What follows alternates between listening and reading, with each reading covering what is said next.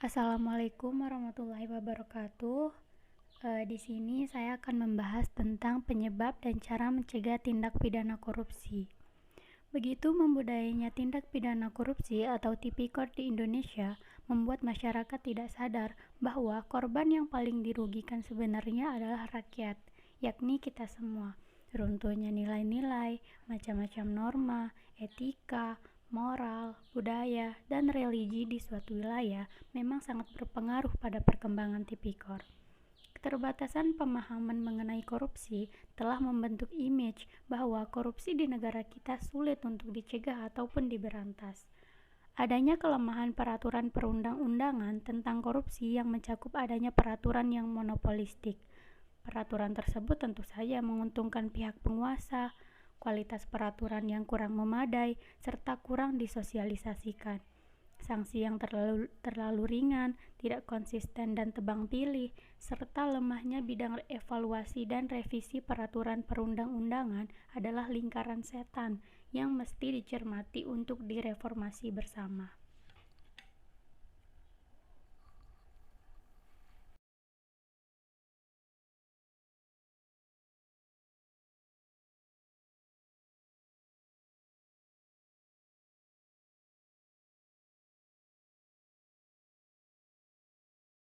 Selanjutnya adalah penyebab korupsi.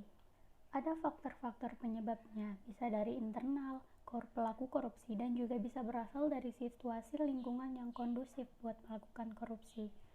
Secara garis besar, penyebab korupsi bisa dikelompokkan menjadi dua, yaitu faktor internal dan faktor eksternal. Pertama, faktor internal.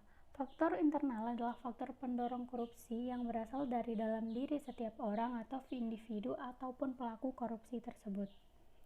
Faktor internal dibagi menjadi beberapa, yaitu yang pertama sifat rakus manusia. Sifat tamak atau rakus merupakan sifat yang berasal dari dalam diri setiap individu.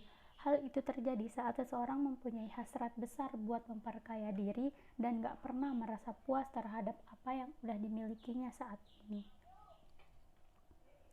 Yang kedua, gaya hidup konsumtif. Pada era modern seperti sekarang ini, terutama pada kehidupan di kota-kota besar merupakan hal yang sering mendorong terjadinya gaya hidup konsumtif. Makanya, kalau perilaku konsumtif ini nggak diimbangi dengan pendapatan yang memadai, maka hal tersebut akan membuka peluang seseorang buat melakukan berbagai tindakan demi memenuhi keinginannya. Salah satu dari tindakan tersebut adalah dengan melakukan korupsi secara besar-besaran. Yang ketiga, moral yang tidak kuat. Seseorang yang mempunyai moral lemah, maka akan cenderung mudah tergoda buat melakukan tindakan korupsi. Godaan itu bisa berasal dari atasan, teman setingkat, bawahan, atau pihak lain yang memberi kesempatan buat melakukan korupsi. Nah, itu adalah beberapa faktor internal. Selanjutnya adalah faktor eksternal. Faktor eksternal merupakan faktor pemicu terjadinya tindakan korupsi yang berasal dari luar diri sendiri atau pelaku korupsi tersebut. Faktor eksternal dibagi menjadi 4 diantaranya, yaitu yang pertama, faktor politik. Politik merupakan salah satu sarana buat melakukan korupsi. Hal ini bisa dilihat saat terjadi instabilitas politik atau saat politisi mempunyai nafsu buat mempertahankan kekuasaannya. Kita sering lihat ini di TV. Next, faktor hukum. Hukum bisa menjadi faktor terjadinya korupsi dilihat dari dua sisi. Di satu sisi dari aspek perundang-undangan dan di sisi lain dari lemahnya penegak hukum. Hal lain yang menjadikan hukum sebagai sarana korupsi adalah tidak baiknya substansi hukum.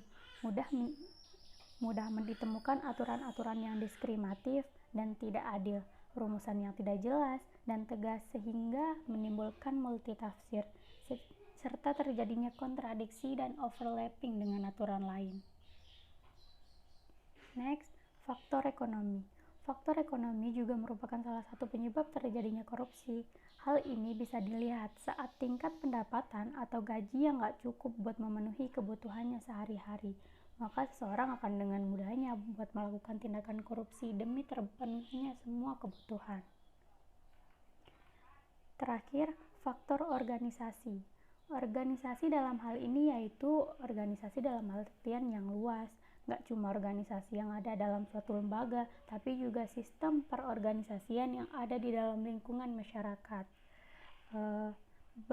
Beberapa faktor penyebab terjadinya korupsi dari sudut pandang organisasi diantaranya seperti yang pertama, manajemen cenderung menutupi korupsi di dalam organisasi.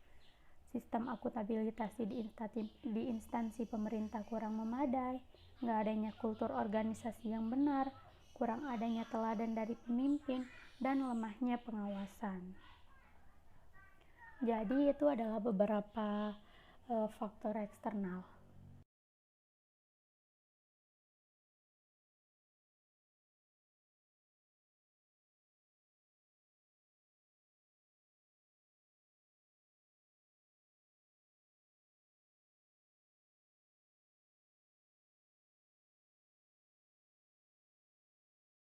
Selanjutnya adalah cara mengatasi tindakan korupsi.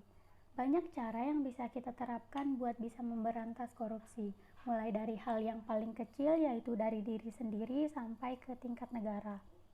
Yang pertama adalah membangun supremasi hukum dengan kuat.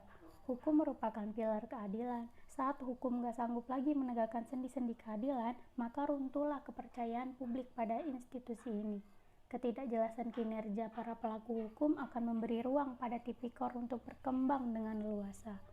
Makanya, sangat perlu dilakukan membangun supremasi hukum yang kuat. Gak ada manusia yang kebal hukum, dan penegak hukum gak tebang pilih dalam mengadili. Next, menciptakan kondusivitas nyata di semua daerah. Salah satu rangsangan tumbuhnya tipikor dengan subur yaitu kondusivitas semu di suatu wilayah otonom. Kondusivitas yang selama ini dielu-elukan yaitu kondusivitas semu belaka. Kejahatan korup terus tumbuh dengan subur tanpa ada yang menghentikannya. Gimana suatu otonomi daerah semestinya dikatakan kondusif? Yaitu daerah yang terbebas dari penyakit tipikor, bersih penyelewengan, dan gak ada lagi tindak kejahatan yang merugikan bangsa dan negara. Next, eksistensi para aktivis. Para aktivis, contohnya seperti LSM, harus gencar menyerukan suaranya buat melawan tindak kejahatan korupsi. Di sini, peran aktif para aktivis sangat diharapkan. Nomor 4, menciptakan pendidikan anti korupsi. Upaya pemberantasan korupsi melalui jalur pendidikan harus dilaksanakan, karena nggak bisa dipungkiri kalau pendidikan merupakan wahana yang sangat strategis buat membina generasi muda supaya menanamkan nilai-nilai kehidupan termasuk anti korupsi. Next slide please.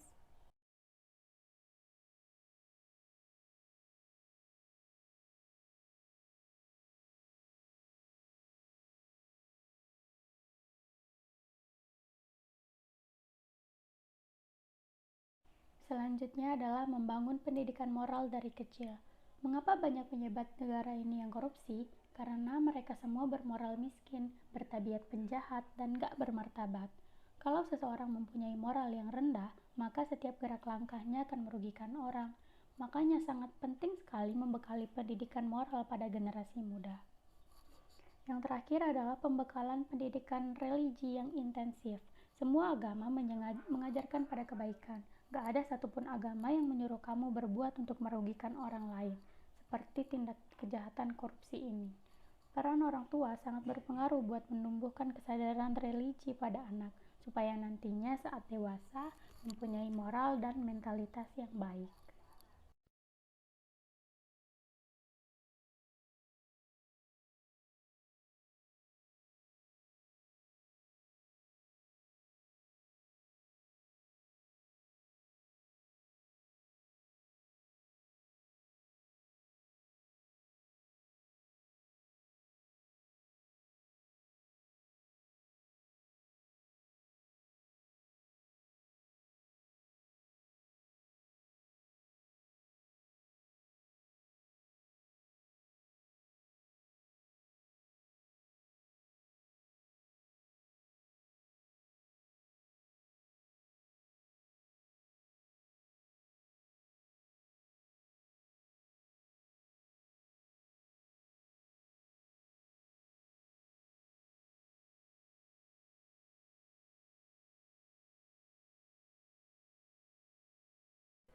Jadi, itulah pembahasan mengenai penyebab dan gimana cara mengatasi adanya tindakan korupsi yang perlu kita ketahui.